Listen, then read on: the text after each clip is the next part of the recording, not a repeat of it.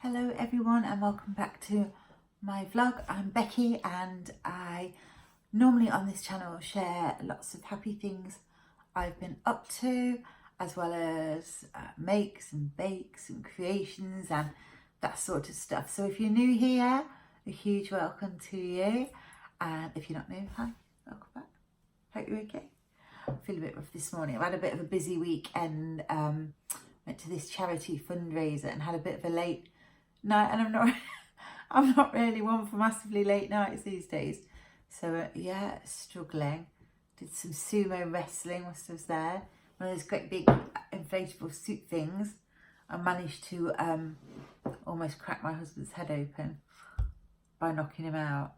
Well, I didn't knock him out, knocking him over. And I told him he wasn't allowed to knock me over, so it really was quite funny. Sorry. So oh dear, that's one of my happy things. Is that not that I knocked him over that, but I had fun. It was a charity fundraiser for a little boy called Alfie who had died from a brain tumour, and we were raising money for him. And his uncle Graham was the compere of this event. I don't know the family. It was a corporate thing that we went along to, but Uncle Graham was just awesome, and he clearly loved this little boy so much and done so much to fundraise for him, and he was inspiration. So a big shout out to all the Uncle Grahams out there and all those aunts and uncles that go an extra mile. One sad thing that's happened this month, well, it's not a sad thing, it's a happy thing. My darling niece Jasmine has gone off to university, and she's gone to Leeds to study. I'm gonna cry. She's gone to Leeds to study history, and I'm missing her.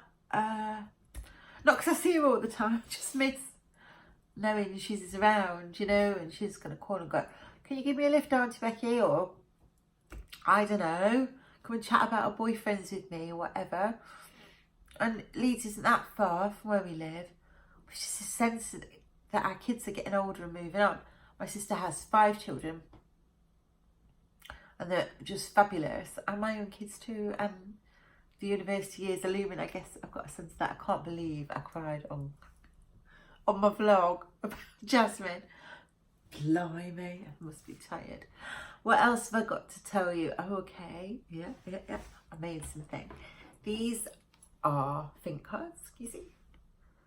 Let's Talk About Family Budgeting by Becky, Goddard-hill and Cass Bailey.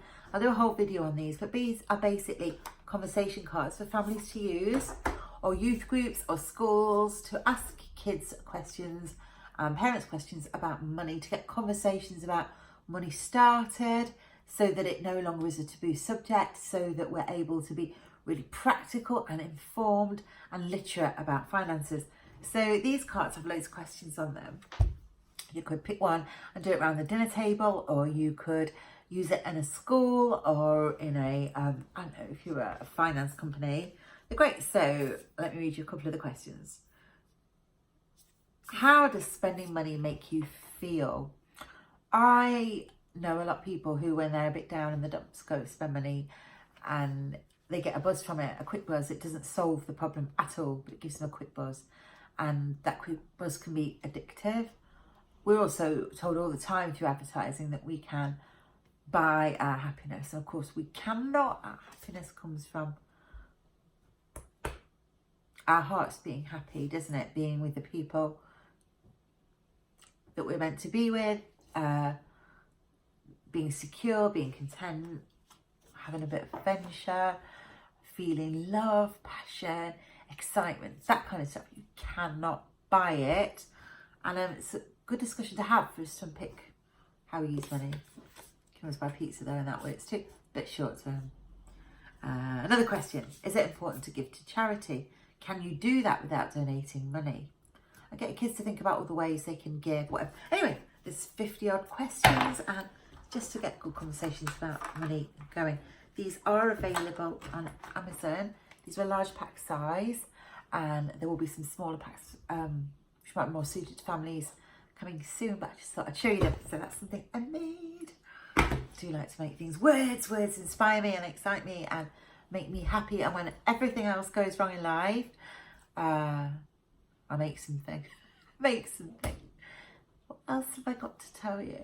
I've got a wedding this month. Uncle Derek, great Uncle Derek, is he my great Uncle Derek? My mother-in-law's brother makes him my uncle. Yeah, Uncle Derek is getting married. He's about 70. I hope he's about 70. God, I hope you don't watch this and he's actually 65. But anyway, Uncle Derek is getting married to Mary, and it's ace and second chance at love for both of them. And my daughter surprised me for the first time, which is super exciting. I was never a bridesmaid as a child. I was as an adult, but never as a child, and she's just thrilled. So we're going to be heading down to Devon for that. I also have an operation looming before Christmas, possibly. So I'll be out of action for a couple of weeks, but it's a really good operation. I have some problems with my lungs, just some breathing problems that happened a few years ago, and they told me there was nothing they could do, blah, blah, blah, blah. And now they think they can fix it, which is just absolutely amazing. I'm trying not to get too excited, but it would change my life. It would change my life and just totally set it back onto a normal track, and I would be playing tennis again and cycling and all that kind of stuff. I mean, I can do loads now, but there's quite a bit I can't do, and it would just be amazing. It's a bit of an experimental operation, but yeah, watch this space. I've never really talked about my health problems because it's private, I suppose, because people want to hear about it. But I just wanted to say that I think sometimes we think we have to live with a condition and it's going to be that way forever, and actually medicine changes all the time. I mean, I couldn't be more delighted that I think there's something they can do. Just brilliant. So what else have I got to tell you? On Friday, I may cry again in a minute. Try not. Last Friday, my dad would have been 90 years old. My dad was absolutely awesome. When people talk about the parents, I'm just watching the time because I've got to go somewhere. When people talk about the parents, they're often like, oh yeah, this messed me up, or that messed me up, and they didn't do this and they didn't do that. I lost my parents, both of them, in my 20s and 30s. And I can hand on heart, they were great. Oh, they were so great. And they filled me up with love and bounce back ability and robustness and resilience and a deep sense that I'm all right, really. I was very, very, very blessed. Anyway, Dad would have been 90. My dad was a bookmaker, a racing bookie. He sold bootleg tapes and dodgy watches that they pretend we nicked were actually knockoffs. And we'd have like our living room full of shell suits, like night shell suits, or less ones that weren't at all in the 80s. And we live in a really quite a posh area, so it's quite funny. Anyway,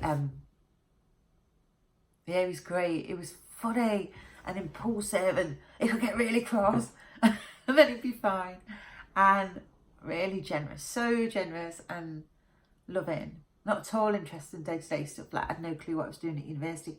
Never ever once came to see me. Really wasn't bothered. But looked out for me so much. So much in so many ways. And I knew he loved me. It was a different generation to my mum. He was a lot older. He was 16 years older than my mum. But what a cracking bloke he was, and such a character. I mean, he loved racing. Racing was his life. So we were brought up in quite a strange way, really. But yeah, he'd have been 90, so yeah, I was thinking of him. I'm missing him, really. Yeah. It's been quite an emotional week last week for various reasons. And life is sometimes, isn't it? You sometimes think, oh God, it's too hard. It's just too hard. What am I doing? What am I doing? And then you just have to pull yourself around, don't you? I had a bit of a week anyway last week. I had a few things I had to do. I gave a talk on careers. I've just been talking for nearly 10 minutes. I'm going to speed up, I promise. I gave a talk on careers at my kids' school about how to get published and how to make money writing. And that was fun. That was funny and fun. And it was interesting to talk about my journey, really, from blogging to publishing. And yeah, just to encourage these kids to keep writing. and keep expressing themselves, you know.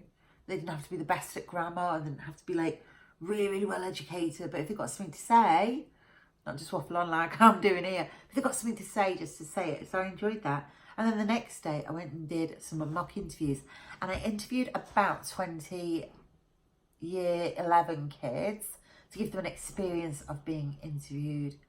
And wow, they blew me away. They were passionate, interesting, inspired.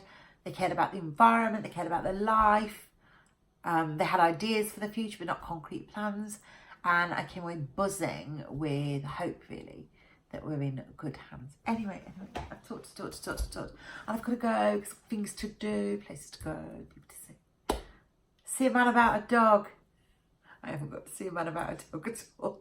Oh my gosh. Right.